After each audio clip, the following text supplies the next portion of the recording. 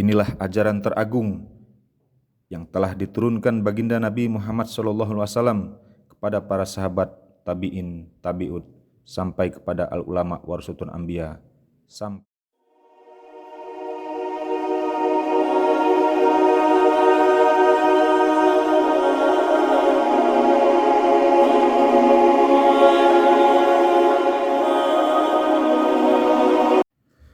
Bismillahirrahmanirrahim. Assalamualaikum warahmatullahi wabarakatuh. Alhamdulillahirabbil alamin. Wassalatu wassalamu ala asrafil anbiya'i wal mursalin wa ala alihi washabihi ajma'in. Qala Allah Ta'ala fil Qur'anil Karim, a'udzubillahi minasyaitonir rajim. Bismillahirrahmanirrahim. Ya ayyatuhan nafsul mutmainnah, irji'i ila rabbiki radiyatan mardiyah, fadkhuli fi ibadi wadkhuli jannah. Sadaqallahul azim. Para sobat sekalian yang dirahmati Allah dimanapun berada, pada kesempatan kali ini kita akan mengkaji tentang jika diri telah fana kepada Allah, maka surga itu menjadi nomor 4. Namun sebelumnya kami himbau pada sobat sekalian yang belum mendukung channel ini, harap kiranya untuk memberikan subscribe-nya agar terus berkembang channel kita ini. Terima kasih sebelumnya. Baik, kita lanjutkan kajian kita. Jika diri telah fana kepada Allah, maka surga itu sudah menjadi nomor 4 baginya. Jadi ketika kita telah sampai kepada makom fana fillah ini, maka telah tiada diri kita. Cara pandang dan pemahaman kita tentang segala sesuatu pun telah berbeda. Akunya diri kita sebagai manusia telah tiada. Akunya diri kita sebagai manusia itu telah tiada. Yang terpandang hanyalah Allah yang maha mewujudkan semua yang tampak ini.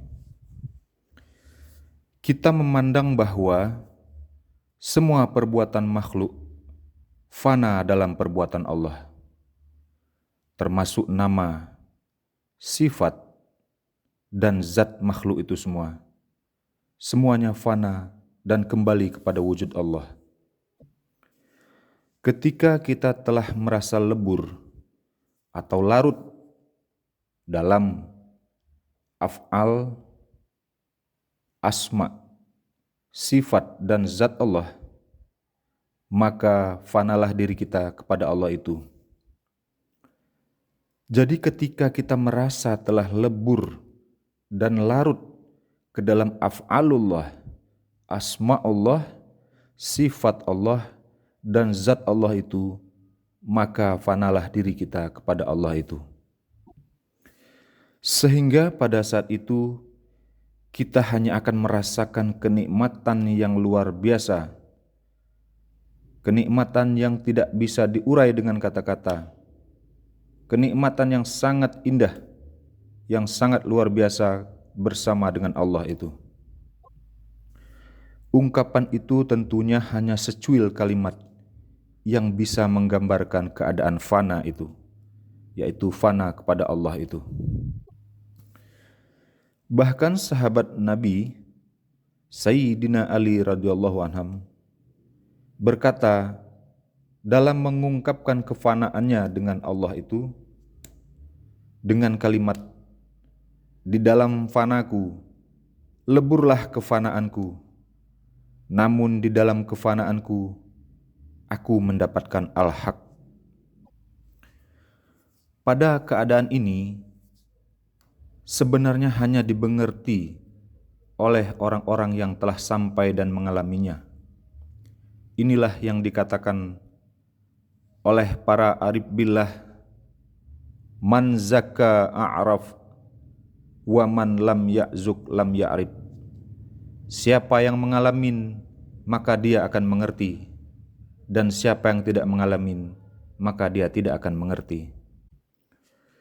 Para sobat sekalian yang dirahmati Allah, ketika kaji kita telah sampai pada makom fana ini, dan dengan anugerah Allah kita diberi oleh Allah untuk dapat merasakan dan mengalami fana fillah ini, telah diceritakan ke dalam beberapa kisah para arif billah bahwa terkadang ada yang saking begitu nikmat dalam fananya kepada Allah, saking merasakan kenikmatan yang tidak terhingga saat bersama dengan Allah itu, sampai-sampai ketika mereka sedang beribadah itu, ada yang mengalami duduk dalam fana ini selama 3 tahun. Ada juga para arif billah yang saat tahiyatul akhir mengalami fana fillah ini sambil duduk tahiyatul akhir selama 1 bulan lamanya. Dan tentunya masih banyak lagi kisah tentang arif billah yang mengalami fana fillah ini dalam waktu yang lama saat mereka beribadah. Untuk mencapai keadaan demikian itu, telah pula difirmankan Allah di dalam surat Al-Kahfi ayat 110. Allah berfirman, barang siapa mengharapkan perjumpaan dengan Tuhannya, maka hendaklah ia mengerjakan amal soleh dan janganlah ia mempersekutukan seorang pun dalam peribadatan kepada Tuhannya itu. Demikian diterangkan Allah di dalam Al-Quran tentang mereka-mereka yang mengharapkan perjumpaan dengannya. Perjumpaan dengan Tuhan itu harus mengerjakan amal soleh. Dan tentunya jalan untuk mengerjakan amal soleh itu telah diajarkan oleh baginda Rasul yang juga telah dipraktekkan oleh para arif billah sampai saat ini. Hanya dengan ilmu secuil tentang rohani yang telah diajarkan turun-temurun dari baginda Nabi Rasulullah SAW kepada para sahabat, kepada para ulama warasatun anbiya, dan sampailah ilmu itu kepada kita saat ini, maka para arif billah yang telah mempraktekkan ayat di atas dengan ilmu bekal yang secuil itu, ilmu hakikat yang secuil itu, kemudian mereka terus mendalami ilmu hakikat itu, ilmu hakikat tentang ketauhidan itu, di dalam mengarungin lautan ma'rifah untuk membuktikan janji Tuhan di dalam Quran yang telah kita sebutkan di atas, sehingga para arif billah itu dapat mengalami berbagai keadaan ketika mereka mengalami fana fillah ini. Para sobat dimanapun saja berada yang dirahmati Allah, ada yang menggambarkan bahwa perjumpaan dengan Tuhan itu adalah suasana batin seorang hamba yang merasa sedekat-dekatnya dengan Tuhannya. Namun sesungguhnya bukanlah perjumpaan dengan Tuhan itu bukanlah hanya suasana batin seorang hamba yang merasa sedekat-dekatnya dengan Tuhan, sehingga merasa tidak ada lagi jarak antara Tuhan dengan hambanya, sampai digambarkan, ditamsilkan bahwa suasana batin seorang hamba yang mendapatkan perjumpaan dengan Tuhannya itu seperti merasakan kehadiran Tuhan. Sesungguhnya bukanlah seperti demikian ungkapan tentang perjumpaan dengan Tuhan ini. Ada juga yang beranggapan bahwa perjumpaan dengan Tuhan ini adalah seperti seorang ayah yang telah menemukan kembali anaknya yang hilang, yang selama ini dicarinya. Sesungguhnya perjumpaan dengan Tuhan itu tidaklah bisa digambarkan dengan seperti itu. Namun perjumpaan dengan Tuhan itu adalah ketika kita mengalami kefanaan kepada Allah itu, yang jika bisa kita ibaratkan, kita seperti tersambar petir. Kita saat itu mendapatkan anugerah kepahaman dari Allah itu seperti kita tersambar petir karena kebodohan kita selama ini tentang pencarian hakikat diri kita sendiri. Kalau bisa kami gambarkan, seperti kita sedang mencari kacamata kita sendiri, yang tidak kita sadari sebenarnya kacamata itu telah berada di depan bola mata kita sendiri. Dan tentu ini semua tidak terlepas dari berkat baginda Nabi Muhammad SAW, karena tanpa baginda Nabi Muhammad SAW mustahil kita dapat mengalami kefanaan ini, dan mustahil kita dapat sampai kepada Allah tanpa baginda Nabi Muhammad SAW. Sallu ala Nabi, Allahumma sholli wa sallim wa barik ala Sayyidina Muhammadin nuriz zati wa siri sari fi sairil asma'i wa sifati wa ala alihi wa sahbihi wa sallim. Para sobat sekalian yang dirahmati Allah di mana saja berada, begitu cintanya Nabi Muhammad SAW kepada umatnya ini, sehingga apa-apa yang telah disampaikan Allah kepada beliau, semuanya juga telah disampaikan dan diajarkan kepada umatnya. Dan beliau juga telah mewariskan ajaran ini kepada para pewarisnya, sehingga sampailah saat ini masih dapat kita rasakan, bahkan terus menerus dibawa estafet oleh para pewaris sampai akhir zaman nanti. Yang tentunya ajaran utama dari baginda Nabi Muhammad SAW ini adalah tentang tata cara ajaran ketauhidan, bagaimana untuk menemukan Allah itu, bagaimana untuk mengesahkan Allah itu agar umatnya nanti dapat menemukan Tuhannya. Inilah ajaran teragung yang telah diturunkan baginda Nabi Muhammad SAW kepada para sahabat, tabi'in, tabi'ud, sampai kepada al-ulama warasatul anbiya, sampai akhir zaman nanti. Sehingga ilmu ini pun telah sampai kepada dada kita. Inilah yang membuat kita dapat kembali kepada Allah itu semenjak kita masih di dunia ini. Inilah yang akan dimaknai sebagai inna lillahi wa inna ilaihi raji'un. Sehingga para penempuh jalan rohani ini akan menemukan rahasia untuk mengembalikan semua yang dari Allah ini kembali kepada Allah lagi, semenjak mereka masih di dunia ini.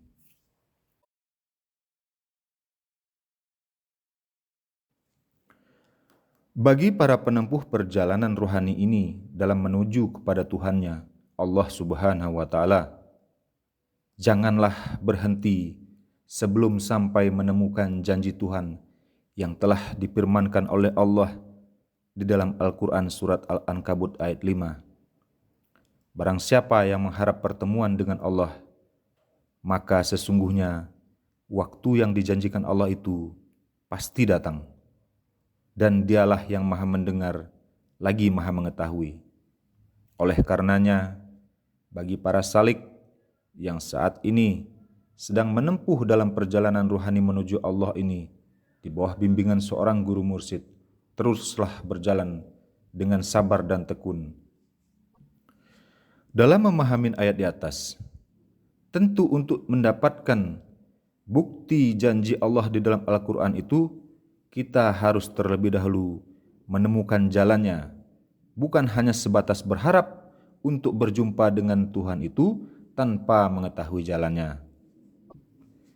Dan jalannya itu tentu pula telah diajarkan oleh baginda Nabi Muhammad SAW. Para sobat sekalian yang dirahmati Allah, kebanyakan manusia itu sebenarnya sibuk beribadah untuk mengharapkan imbalan surga dari Allah semata-mata. Bahkan ada telah dikisahkan seorang abid atau ahli ibadah yang telah beribadahnya itu selama 500 tahun ibadahnya kepada Allah, agar pahala ibadahnya itu nanti dapat ditukar sebagai tiket untuk masuk ke dalam surga. Namun sang abid atau yang ahli ibadah itu terkejut ketika menyadari bahwa timbangan pahalanya yang ibadahnya telah dilakukan selama 500 tahun tersebut kalah beratnya dengan hanya satu timbangan rahmat Allah saja, yaitu penglihatannya. Jadi setelah masa ditimbang, amalan sang ahli ibadah selama 500 tahun tersebut masih kalah beratnya dengan timbangan hanya dengan satu rahmat Allah yang telah diberikan kepadanya selama dia beribadah tersebut. Begitulah gambarannya ketika kita hanya mengandalkan pahala dari ibadah kita ini dibandingkan dengan rahmat yang telah Allah berikan kepada kita selama di dunia ini. Namun para sobat sekalian, ada satu amalan atau satu ilmu yang jika ilmu itu ditimbang akan mengalahkan seluruh timbangan dosa. Ilmu itu adalah ilmu tauhid. La ilaha illallah. Ilmu kalimat tauhid. La ilaha illallah. Jika tahu kita rahasianya kalimat tauhid itu, maka pahalanya akan mengalahkan seluruh timbangan dosa kita. Nah, untuk mengetahui rahasia kalimat La ilaha illallah itu, kita harus memfanakan diri kita dulu. Karena jika diri kita tidak fana, maka rahasia La ilaha illallah itu tidak akan mampu kita ungkap. Para sobat sekalian yang dirahmati Allah dimanapun berada. Namun bagi mereka yang telah fana kepada Allah itu, mereka telah dapat mengungkap rahasia di balik kalimah tauhid itu. Mereka telah mampu mengungkap rahasia kalimah La ilaha illallah itu. Maka bagi mereka itu, surga itu sudah menjadi nomor 4 dari mereka. Karena mereka telah mengetahui bahwa tujuan utama mereka itu hanyalah Allah semata-mata. Dan oleh karena mereka telah mampu mengungkap rahasia kalimah La ilaha illallah itu, makanya mereka telah mampu berserah diri kepada Allah itu dengan sebenar-benarnya berserah diri. Bagaimana maksudnya berserah diri dengan sebenar-benarnya berserah diri ini? Maksudnya itu adalah ketika terbuka tentang rahasia kalimat La ilaha illallah itu bagi mereka, maka di situ dia menyadari bahwa Allah lah yang memiliki semuanya ini. Allah lah yang maha segala-galanya tentang segala-gala yang tampak ini. Jadi berserah diri di sini artinya mereka menyerah kepada Allah dengan semenyerah-menyerahnya. Karena mereka telah menyadari segala sesuatu yang tampak ini hanyalah ditampakkan oleh Allah itu. Hanyalah karena Allah itu semuanya ini ada. Dan karena dia telah menyadari tentang kefanaan ini, tentang fananya dirinya kepada Allah itu, maka dia mampu menyerahkan segala-galanya ini kepada Allah dengan penuh kesadaran dirinya. Maka kesadaran dirinya inilah yang membawanya akan menyadari dirinya itu bahwa sesungguhnya kodrat dirinya yang selama ini ada padanya, yang dianggapnya itu adalah kodratnya, ternyata kodrat itu hanyalah semata-mata kodratnya titipan Allah Subhanahu wa Ta'ala. Begitu juga dia menyadari iradatnya yang selama ini diakuinya sebagai miliknya, ternyata iradat yang selama ini ada padanya hanyalah semata-mata iradat titipan Allah Subhanahu wa Ta'ala. Begitu juga dengan samaknya yang selama ini ada padanya hanyalah semata-mata samaknya titipan Allah. Begitu juga dengan basarnya yang selama ini dia menganggap itu adalah basar miliknya, pun begitu juga disadarinya itu semua semata-mata basarnya titipan Allah Subhanahu wa Ta'ala. Kemudian kalamnya yang selama ini diakuinya adalah kalam miliknya, telah disadarinya pula sebenarnya semata-mata kalam itu hanyalah kalam titipan Allah. Kemudian ilmunya yang selama ini diakuinya adalah hanyalah semata-mata ilmu titipan Allah. Dan yang terakhir, dia pun menyadari bahwa hayat yang selama ini diakuinya adalah sebenarnya hayat titipan Allah. Sehingga dengan puncak kesadarannya inilah dapatlah dia menemukan hakikat dari seluruh titipan itu pada dirinya. Dan atas pencapaian mereka inilah yang menyebabkan Allah menjadikan akhir kehidupan mereka kelak dijadikan sebagai akhir kehidupan yang sebaik-baiknya. Namun Allah menjadikan mereka itu, memberikan surga kepada mereka itu, surga itu menjadi nomor 4 untuk mereka sesuai dengan firman Allah, ya ayyatuhan nafsul mutmainnah irji'i ila rabbiki radiyatan mardiyah fadkhuli fi ibadi wadkhuli jannah. Nah, dari firman Allah di ataslah makanya mereka menjadikan surga itu menjadi nomor 4 bagi mereka. Mengapa? Karena bagi mereka yang telah sampai kepada fana fillah ini, Allah telah menjadikan nafs mereka menjadi nafs yang mutmainnah, jiwa yang tenang, sebagai bekal untuk kembali kepada Allah dengan jiwa yang tenang. Inilah yang dimaksud dengan hati yang selamat atau qalbun salim, yang dengannya mereka mendapatkan akhir kehidupan yang baik dari Allah itu. Nafs mutmainnah namanya. Kemudian yang kedua, Allah akan memanggil mereka itu dengan panggilan yang sebaik-baiknya. Dan Allah telah menjadikan hati mereka itu sebagai hati yang ridho. Dikarenakan hatinya telah dijadikan oleh hati yang ridho, maka Allah pun meridhoinya. Atas segala ketetapan-ketetapan Allah atas dirinya, dia ridho, maka Allah pun meridhoinya. Kemudian yang ketiga, Allah telah mengakui dirinya itu sebagai hambanya, sebagai hamba Allah, atas balasan ketakwaan yang selama ini terhadap Allah. Diakuinya dia sebagai hambanya Allah atas balasan ketakwaannya ini selama ini kepada Allah itu.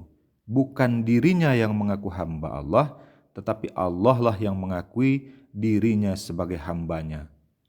Kemudian setelah diakuinya sebagai hambanya, dikumpulkan pulalah dirinya itu bersama dengan hamba-hamba Allah yang bertakwa lainnya. Nah, lalu pada kalimat berikutnya di ayat tersebut, baru nomor 4 inilah Allah siapkan tempat untuk orang-orang yang telah diakui Allah sebagai hambanya itu yang bertakwa, itu akan dimasukkan Allah ke dalam jannahnya. Makanya kita katakan bagi mereka yang telah sampai kepada fana fillah ini, surga itu nomor 4 bagi mereka. Inilah maksudnya mereka itu setelah dijadikan Allah nafs mereka menjadi nafs yang mutmainnah. Yang kedua, Allah panggil mereka dengan panggilan yang sebaik-baiknya, yang dijadikan hatinya mereka menjadi hati yang ridho, lagi diridhoi Allah. Kemudian yang ketiga, diakui oleh Allah mereka sebagai hamba Allah. Kemudian dikumpulkan mereka bersama hamba-hamba Allah yang lainnya. Baru nomor 4-nya itu dimasukkanlah mereka ke dalam jannahnya Allah. Walaupun sebenarnya jannahnya Allah ini adalah suatu tempat teramat khusus, atau suatu keadaan yang teramat khusus dan istimewa di dalam genggaman Allah itu sendiri, yang mungkin tidak bisa terpikirkan oleh akal kita dan tidak bisa pula kita bayangkan dengan pikiran kita. Para sobat sekalian yang dirahmati Allah dimanapun berada, tentang jannah Allah ini, Allah hanya menggambarkan atau mengilustrasikan bahwa jannahnya ini seperti yang difirmankan Allah di dalam surat Muhammad ayat 15. Perumpamaan taman surga yang dijanjikan kepada orang-orang yang bertakwa itu, di sana ada sungai-sungai yang airnya tidak payau, dan sungai-sungai air susu yang tidak berubah rasanya, dan sungai-sungai khamr yang lezat rasanya bagi peminumnya, dan sungai-sungai madu yang murni. Di dalamnya mereka memperoleh segala macam buah-buahan dan ampunan dari Tuhan mereka. Namun, jikalah hanya seperti itu gambaran surga itu dari Allah, bukankah itu semua telah dirasakan oleh arif billah selama mereka di dunia ini? Bahkan ada yang telah mencicipi, merasakan lezatnya sungai-sungai khamar yang nikmatnya tidak memabukkan itu, walaupun saking nikmat rasanya itu, sehingga mereka mampu merasakan kenikmatannya itu bahkan sampai melupakan segala-galanya, termasuk dirinya. Bahkan ada yang saking menikmati lezatnya sungai khamar itu, ada yang di dalam hitungan 1 bulan mereka fana kepada Allah. Bahkan sampai 3 tahun mereka fana kepada Allah tanpa menyadarinya lagi. Dirinya itu tanpa menyadarinya lagi di sekelilingnya, yang dilihat, yang dirasa hanyalah kenikmatan bersama Allah itu. Telah tenggelam ia dalam kepanaan kepada Allah itu dalam hitungan 1 bulan, ada yang sampai 3 tahun. Begitulah yang telah kita kisahkan di atas. Atau surga itu jannahnya Allah seperti digambarkan di dalam firman Allah di dalam surat Az-Zumar 73. Dan orang-orang yang bertakwa kepada Tuhan diantar ke dalam surga-surga itu secara berombongan, sehingga apabila mereka sampai kepadanya dan pintu-pintunya telah dibukakan, penjaga-penjaganya berkata kepada mereka, "Kesejahteraan dilimpahkan atasmu, berbahagialah kamu, maka masuklah kamu kekal di dalamnya."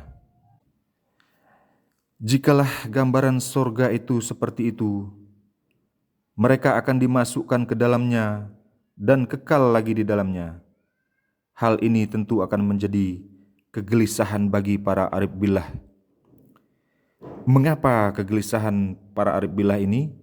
Karena mereka telah mencapai puncak pada fana fillah dan baqo billah nanti, yang mereka telah kekal bersama Allah sejak di dunia ini. Dan apakah nanti mereka akan terpisah dari Allah ini seperti ayat di atas ketika mereka dimasukkan ke dalam jannahnya Allah itu? Lalu di manakah tempat mereka yang sebenarnya setelah mereka melewati fana fillah dan baqo billah ini? Itulah yang mungkin menjadi kegelisahan kalaulah memang gambaran surga yang diceritakan Allah di dalam ayat-ayat itu seperti itu. Itulah yang menjadi kegelisahan para arif billah itu. Dan jikalah demikian keadaannya nanti, tentu para arif billah ini sejak di dunia ini telah mempersiapkan kalimat-kalimat untuk merayu Tuhannya nanti. Ketika mereka akan dipisahkan lagi dengan Rabb-Nya saat mereka nanti telah kembali kekal di dalam surga, kata Allah, seperti yang disampaikan di dalam ayat-ayat tersebut di atas. Maka saya pun juga akan mempersiapkan kalimat-kalimat yang nantinya akan saya sampaikan kepada Allah. Jikalah nanti memang kita dimasukkan di dalam surga itu tanpa bersama Allah, kalimat-kalimat yang mungkin akan saya persiapkan, mungkin kalimatnya akan seperti ini. Wahai Tuhanku, jikalah surga itu adalah sebuah tempat yang aku kekal di dalamnya, namun aku tidak bersama denganmu ya Allah, maka ya Allah berikanlah saja surga itu untuk umat yang akan Engkau masukkan mereka ke dalam neraka. Atau jika surga itu adalah sebuah tempat yang aku kekal di dalamnya, namun aku tidak dapat lagi memandang wajah-Mu ya Allah, maka berikanlah saja surga itu untuk umat yang sebelum kami, yang akan Engkau masukkan mereka ke dalam neraka.